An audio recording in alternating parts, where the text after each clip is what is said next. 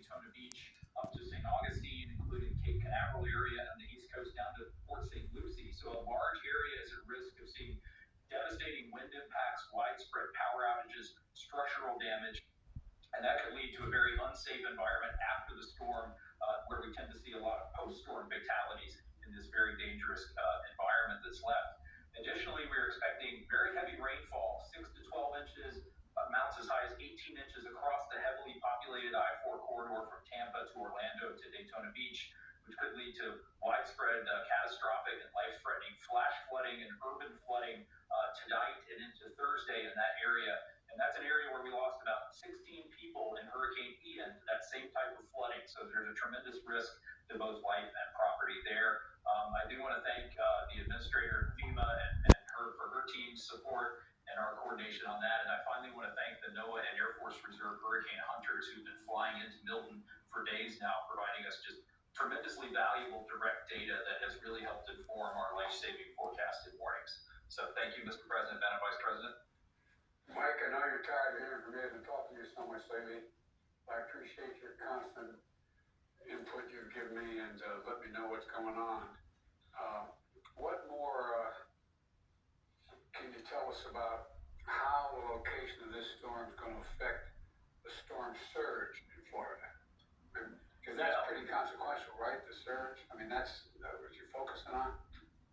Yes, Mr. President, just a shift of a few miles in the landfall location will make a big difference in what area sees that very worst storm surge. So a track of the center to the north of Tampa Bay would push the highest storm surge into Tampa Bay itself. A track 5 or 10 or 20 miles south would push that higher storm surge, say, down to the Sarasota, Port Charlotte area.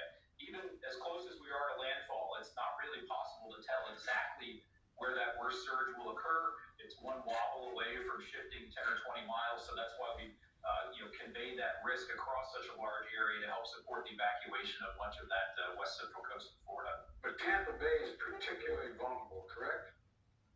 Correct, yes, Mr. President. It's one of the most vulnerable locations along the entire west coast of Florida because water gets funneled up into the bay.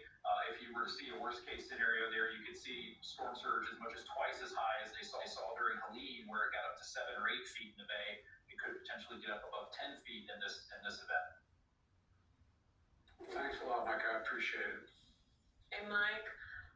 It's good to see you again, and thank you for all your work. So, for the folks who have been living in Florida a long time and have experienced these storms many times, how are you talking with them about how this is going to be different, and so the difference between what they're used to and what this will be as a way to hopefully give them more encouragement to know that they need to get out?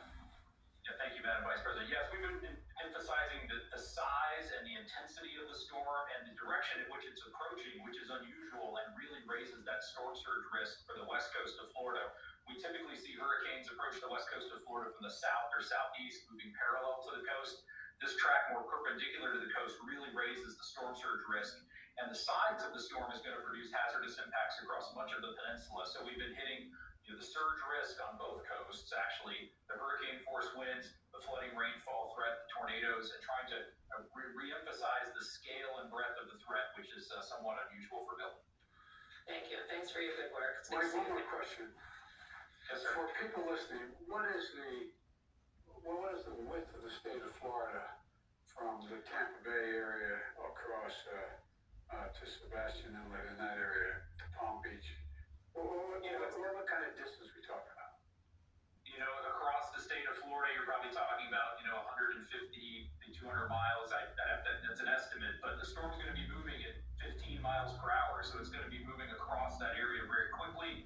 And the tropical storm force winds, the 30, 40 mile per hour winds or greater, now extend almost out more than 200 miles from the center. They're going to get even larger as the storm approaches the coastline, so that's going to cause those wind impacts to affect much of the state.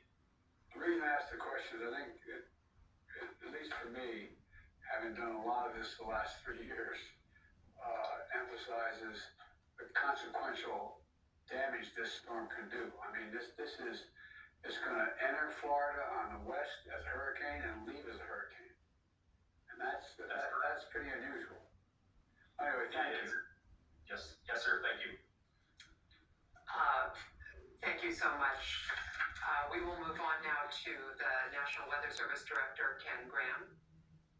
All right, thanks, Liz. I appreciate it, and wanted to thank Administrator Chris Wells